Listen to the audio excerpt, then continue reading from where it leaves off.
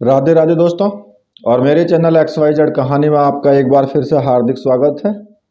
और देखिए, आज की जो कहानी है वो एक बहुत ही अच्छी और सुंदर सी कहानी है। तो कहानी मैं स्टार्ट करता हूँ, लेकिन आप सभी से विनती है कि वीडियो को आप पूरा देखा करें, ठीक है। देखिए, एक गेहूं पीसने वाली चक्की का एक मालिक था। और देखिए, ये जो कहानी है ये एक ऐसी कहानी है कि एक मजबूर पिता को अपनी बेटी के हाथ क्यों काटने पड़े।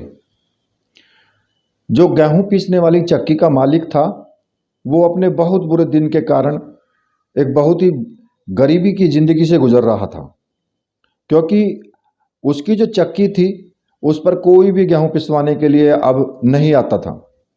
गरीबी के कारण वो अपनी पत्नी और बच्ची के लिए 2 वक्त की रोटी का भी जुगाड़ नहीं कर पाता था, क्योंकि उसके एक लड़की थी और उसकी पत्नी थी। आटे की चक्की के पीछे एक सेब का पेड़ था और उसके साथ ही उसका एक टूटा फूटा सा अपना घर था। तो अपने 2 वक्त की रोटी के लिए उसे जंगलों में जाकर के लकड़ियां काटनी पड़ती और उन्हीं लकड़ियों को बेचने पर जो भी उसे पैसा मिलता उसी से उसका अपना घर चलता था। वो अपनी ज़िंदगी से बहुत दुखी होकर के एक बार जंगल से लकड़ियां काटने गया तो वहाँ उसे एक बूढ़ा आदमी मिला, जिसे उसने पहले कभी नहीं जंगल में देखा था। वो बूढ़ा आदमी उस चक्की के मालिक के पास आया और उससे बोला, तू अपनी गरीबी से इतना दुखी क्यों है? मैं तुझे बहुत अमीर बना सकता हूँ अगर तू मुझे एक चीज़ देने का वादा करे, जो मैं तुझसे मांगू। अब चक्की के मालिक ने सोचा कि मेरे पास इस बूढ़े को देने के लिए है ही क्या, यह मुझसे कौन सी मेरी जमीन जायदाद ले लेगा। वह पहले ही अपनी गरीबी से बहुत दुखी था।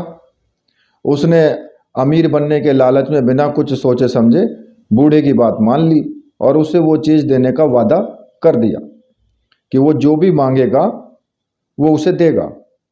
तो बूढ़ा आदमी एक रहस्यमयी हंसी हंस करके बोला कि अब मैं 3 साल बाद तुम्हारे पास अपनी चीज़ लेने के लिए आऊँगा। इतना कह करके वो बूढ़ा आदमी वहाँ से चला गया। अब जब वो लकड़ियाँ काट कर चक्की का मालिक अपने घर पहुँचा तो उसकी पत्नी दौड़ करके उसके पास आई और बोली कि तुम मुझे एक बात सच सच बताओ, हमारे घर में अचानक इतना सारा धन कहाँ से आ गया? हमारे घर के सारे बर्तन धन से भर गए, यह सब कुछ एकदम कैसे हो गया? कोई आदमी बाहर से धन लेकर के हमारे घर भी नहीं आया। मैं तुमसे पूछती हूँ, ये सब है क्या? उसका पति बोला, शायद यह सब उस बूढ़े आदमी की दया है जो मुझे आज पहली बार जंगल में मिला था। उसने मुझसे केवल एक चीज़ की मांग की थी और उसके बदले में बहुत सारा धन देने का वादा किया था।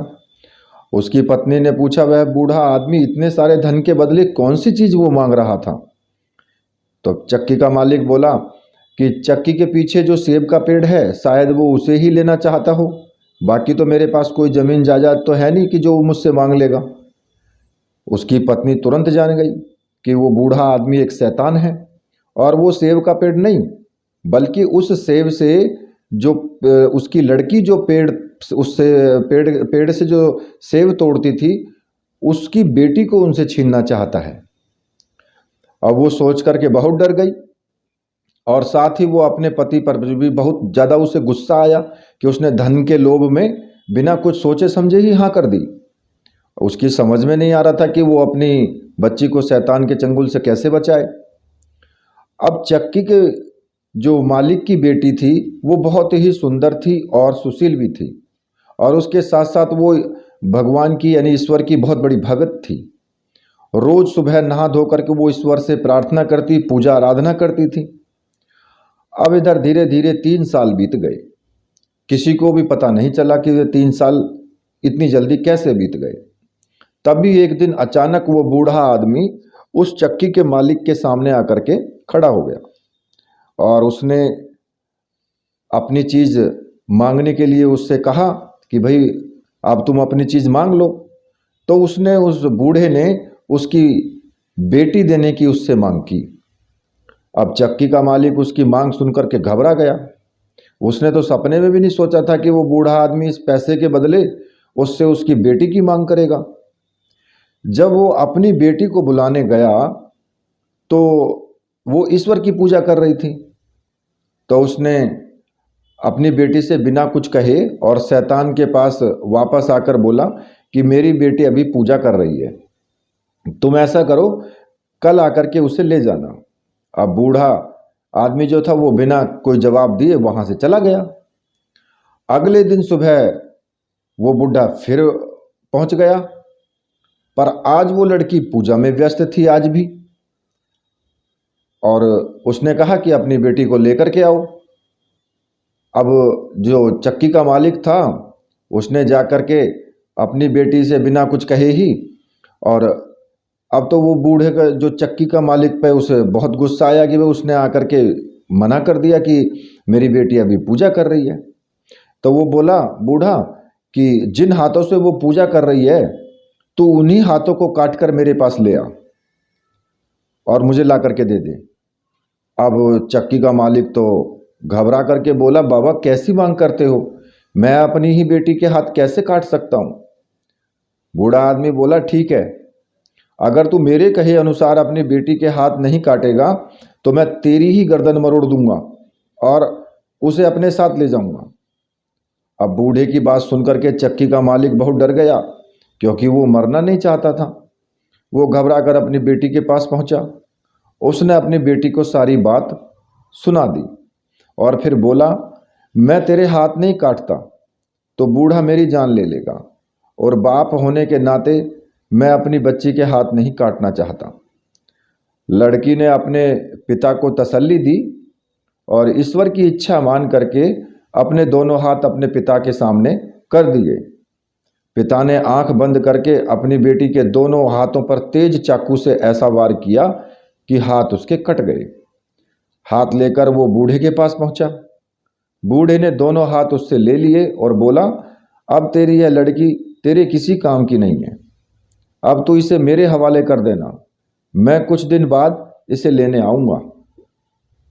अब चक्की का मालिक अपने इस पाप के लिए बहुत दुखी था, पर वह अब उस शैतान से छुटकारा भी नहीं पा सकता था, क्योंकि उसने बिना सोचे समझे पैसों के लालच में उसकी मांग स्वीकार कर ली थी। वह अपने इस कुकर्म के लिए अपनी बेटी से बार बार माफी मांगने लगा, पर उसकी बेटी अब अपने माता पिता के साथ नहीं रहना चाहती थी, क्योंकि शैतान से पैसा लेने के बाद उसके पिता का दिमाग ही बदल गया था। ईश्वर में विश्वास रखने वाली वह लड़की इस घर में से कहीं दूर चला जाना चाहती थी कि भाई मैं यहाँ से कहीं दूर चली जाऊंगी, ताकि वो शैतान कोई नया गुनाह करने के लिए फिर से उसके पिता को जो है मजबूर ना करे।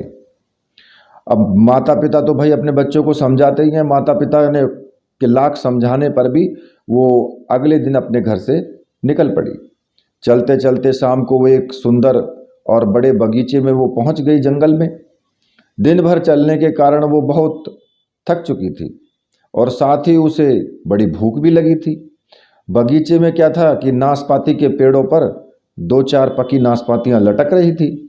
उन्हें देखकर उस लड़की को की जो भूख थी और बढ़ गई, पर उन तक पहुंचना तो उसके बस में ही नहीं था, क्योंकि एक तो फल बड़ी ऊंचाई पर लगे थे और दूसरे उसके हाथ भी नहीं थे। वो अपनी लाचारी पर बहुत दुखी हुई और वहीं जमीन पर बैठ करके ईश्वर का ध्यान करने लगी। तभी क्या होता है कि एक सफ़ेद कपड़े पहने एक सुंदर सी लड़की उसके सामने आकर के खड़ी हो गई और बोली मैं तुम्हारी मदद करने आई हूँ, तुम्हें भूख लगी है और तुम सामने वाले पेड़ की पकी हुई नाशपातियाँ खाकर अपनी भूख को मिटाना चाहती हो। मैं अभी तुम्हारे लिए कुछ पकी हुई नाशपातियाँ तोड़ करके लाती हूँ। इतना कह करके वो सुंदर सी लड़की 3-4 नाशपातियाँ तोड़ करके लाई और अपने हाथों से वो खिलाने लगी। उस बाग का माली यह सब कुछ देख करके डर के मारे चुप रहा। उसे लगा कि यह जरूर कोई भूत है जो सफ़ेद कपड़ों में उसके बाग में घुस आया है। लड़की की भूख जब शांत हो गई तो उस लड़की ने उस देवी को हृदय से धन्यवाद दिया और वहाँ से उठकर झाड़ियों में छुपकर सोने के लिए चली गई। अगले दिन जब उस बाग का जो मालिक था एक राजकुमार था जो वहाँ का राजा का लड़का था, तो वो माली के पास पहुँचा। तो माली ने उसे ये अनहोनी घटना सुनाई, पर उस राजकुमार को विश्वास नहीं हुआ, क्योंकि आज तक उसके बाग में कोई भी भूत प्रेत नहीं आया था। उसे लगा कि उसके माली ने जरूर कोई सपना देखा होगा, पर माली तो अपनी बात पे अड़ा हुआ था। उसने अपने दोनों आंखों से सब कुछ देखा था। राजकुमार बोला, ठीक है, आज रात मैं तुम्हारे साथ इसी बगीचे में छुप करके देखूंगा कि सचमुच वह कोई भूत तो नहीं है। अब सारे दिन चुपचाप वो लड़की घनी झाड़ियों में छुप करके बैठी रही, पर जैसे ही थोड़ा अंधेरा होने शुरू हुआ तो वो झाड़ियों से निकल करके और नाशपाती का जो पेड़ था उसके पास वो पहुंच गई, और ईश्वर से वो फिर प्रार्थना करने लगी। ईश्वर ने उसकी प्रार्थना सुनी और कल वाली जो सुंदर लड़की 3-4 नाशपातियाँ लेकर के उसके पास आ गई और उसे अपने हाथों से वो खिलाने लगी। अब जैसे ही नाशपातियाँ खत्म हुई, वैसे ही राजकुमार जो अपने माली के साथ एक बड़े से पेड़ के पीछे छुपा हुआ था, वो झट से बाहर आया और बोला, तुम लोग कौन हो? तुम इस दुनिया के लोग हो या किसी और दुनिया के लोग हो? तो बिना हाथ वाली लड़की उस अजनबी राजकुमार को देख करके एकदम से डर गई। गिड़गिड़ाते हुए बोली, मैं इस दुनिया की अभागी लड़की हूँ। आज ईश्वर के अलावा सभी ने मुझे इस संसार में अकेला छोड़ दिया है।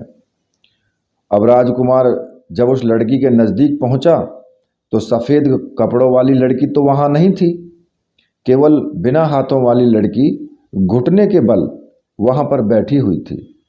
राजकुमार ने देखा कि उस लड़की के दोनों हाथ कटे हुए थे, पर वो बहुत ही सुंदर थी। राजकुमार को उस पर दया आ गई। वह उसे अपने राजमहल में ले आया और उसके लिए उसने चांदी के हाथ बनवाए और अपनी माता के कहने पर उससे विवाह कर लिया। ईश्वर पर अटूट विश्वास रखने वाली लड़की के जीवन में फिर से खुशियां आ गई। अब कुछ दिन बाद क्या होता है, धीरे धीरे ऐसे ही वक्त गुजरता रहा। तो एक बार राजकुमार को किसी जरूरी काम से दूसरे देश में जाना पड़ा, तो वो अपनी पत्नी को अपनी माँ की देखरेख में छोड़ करके चला गया। कुछ दिनों बाद उस लड़की ने एक सुंदर से बेटे को जन्म दिया। अब राजकुमार की माँ ने एक दूत के हाथों ये खुशखबरी लिख करके एक पत्र में अपने बेटे के पास भेजी, पर रास्ते में जब वो दूत थक करके आराम करने लगा, उसने सोचा कि मैं आराम कर लेता हूँ, तो वो एक पेड़ के नीचे वहीं थक करके थोड़ी देर आराम करने लगा। तो शैतान ने आकर के चुपचाप से वो खत बदल दिया और उस खत में लिख दिया कि उसकी पत्नी ने अपंग को जन्म दिया है। अब राजकुमार ने जब वो खत पढ़ा तो उसकी खुशी की जगह उसे बहुत दुख हुआ, पर उसने सोचा कि कोई बात नहीं है, वो बाद में इस बच्चे का इलाज करवा करके उसे ठीक कर लेगा। उसने अपनी माँ को खत लिखा कि घबराने की कोई बात नहीं है, वो तब तक उन दोनों की सेहत का पूरा ध्यान रखे जब तक कि घर नहीं मैं वापस लौट आता हूँ। और जब वो दूत वहाँ से उसका पत्र लेकर के लौट रहा था तो वो पहले वाली जगह पर ही उस पेड़ के नीचे आराम करने के लिए बैठ गया और उसे नींद आ गई। तो इसी बीच शैतान ने दूसरा खत उसी जगह पर बदल दिया और उस खत में लिख दिया कि माँ बेटे दोनों को जान से मार डालो। जब अगले दिन दूत ने यह पत्र राजमाता को दिया तो वो पढ़ करके हैरान हो गई एकदम से कि उसका बेटा इतना बड़ा निर्दयी कैसे हो सकता है, और जिसने अपने बेटे और अपनी पत्नी को मारने के लिए खत लिखा है। वो अपनी बहू को बहुत ज़्यादा प्यार करती थी और उसकी और उसके बेटे की वो जान बचाना भी चाहती थी, इसलिए उसने ये बात अपनी बहू को सुना दी। अब लड़की को इस खत पर विश्वास नहीं हो रहा था, फिर भी वो राजमाता के कहे अनुसार अपने बेटे को लेकर के राजमहल से निकल गई। अब राजमाता ने उसके साथ किसी नौकर या नौकरानी को भी नहीं भेजा कि भाई उसका कुछ ख्याल रख सके या उनका कुछ पता चल जाए कि वो दोनों कहाँ पर हैं, क्योंकि फिर उसके बेटे को ये शक हो जाता कि भाई दोनों को भगाने में मदद की है उसने। तो चलते चलते जब वो लड़की थक करके एक पेड़ के नीचे बैठ गई तो उसे ईश्वर की याद आई, क्योंकि जब कोई कोई व्यक्ति दुखी होता है तो उसे भगवान की ही याद आती है। तो अब वो ही ईश्वर ही जो है उनके दोनों का एकमात्र सहारा था, माँ बेटे का। वो सच्चे दिल से ईश्वर की प्रार्थना करने लगी। जैसे ही उसने आंखें खोली तो उसके सामने एक सफ़ेद कपड़े पहने हुए एक सुंदर सी स्त्री को देख करके वो फिर हैरान रह गई। वो स्त्री बोली, तुम घबराओ नहीं बेटी, साथ में ही एक छोटा सा घर है, मैं तुम्हें वहाँ पर ले चलती हूँ। उसने लड़की से उस बच्चे को अपनी गोद में ले लिया और उस छोटे से घर की ओर उन्हें लेकर के चल दी। जैसे ही वो तीनों उस घर के सामने पहुँचे तो एक अधेड़ उम्र की औरत, जिसका चेहरा बहुत तेज था, चमक रहा था, उस लड़की को पकड़कर घर के अंदर ले गई। वो उस औरत ने जैसे ही उसके हाथ छुए तो उसके हाथ सचमुच के निकल आए और चांदी वाले जो हाथ थे वो जमीन पर गिर पड़े। अब लड़की ये सब देख करके हैरान होकर के उस औरत के पैरों में गिर पड़ी और गिड़गिड़ाने लगी, उसका धन्यवाद करने लगी। तब उस औरत ने उसे उठाते हुए बोली कि घबराओ मत बेटी, ईश्वर ने तेरी सहायता के लिए मुझे भेजा है। तूने आज तक पूरी श्रद्धा से ईश्वर की पूजा की है, इससे खुश होकर उसने मुझे तेरे पास भेजा है और अब तेरे तुझे कोई दुख नहीं होगा। उधर अपना काम खत्म करने के बाद जब राजकुमार वापस अपने महल में आया तो उसने अपनी माँ से अपनी पत्नी और बच्चों के बारे में पूछा। अब राजकुमार की माँ अपने बेटे से तो पहले ही बहुत नाराज थी। उसने भी उसे खूब खरी खोटी सुनाई, पर राजकुमार ने तो ऐसा कोई खत दूत को जो दिया ही नहीं था जिसमें उसने दोनों को मारने की बात लिखी हो। अब वो ये जानकर के बहुत दुखी हुआ कि उसकी माँ ने उन दोनों को मरवा डाला है। उसने इस दुख के कारण खाना पीना भी छोड़ दिया। जब राजकुमार की माँ को ये विश्वास हो गया कि उसने दोनों को मरवाने के लिए खत नहीं लिखा था तो उसने अपने बेटे को सारी बात सच सच बता दी। राजकुमार बिना अन्न जल ग्रहण किए हुए अपने पत्नी और बच्चे को ढूंढने के लिए वो निकल पड़ा वहाँ से। उन दोनों को ढूंढते ढूंढते वो जो साल इस वर्ष चल रहा था वो भी ख़त्म हो गया, पर उनका कहीं पर भी उसे पता नहीं चला। अब शहर शहर भटकने के बाद राजकुमार एक बार फिर उसी जंगल में पहुंचा जहां वह लड़की अपने बच्चे के साथ में रह रही थी। अब इतने बड़े जंगल में एक छोटा सा घर देख करके वो बहुत हैरान हुआ।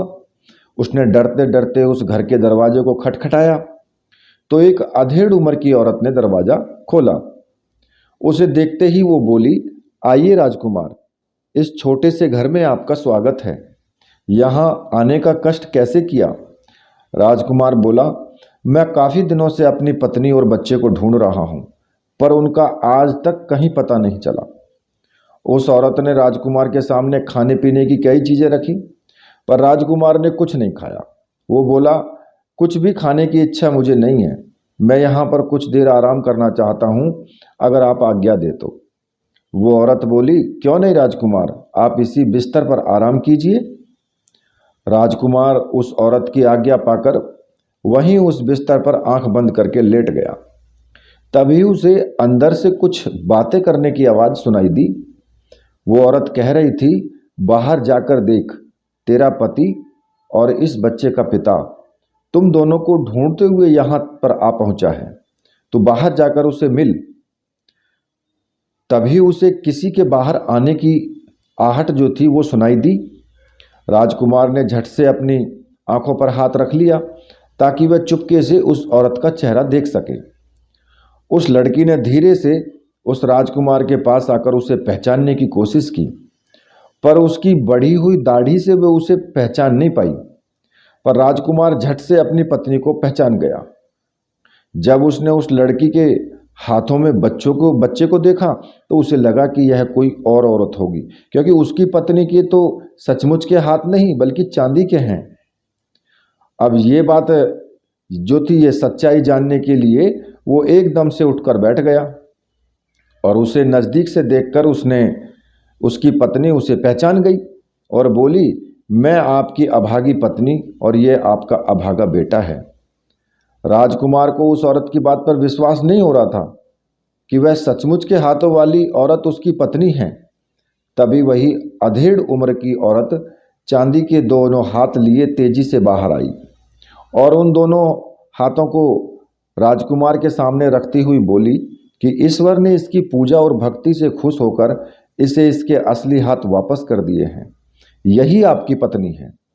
राजकुमार ये सुनकर के खुशी से उछल पड़ा।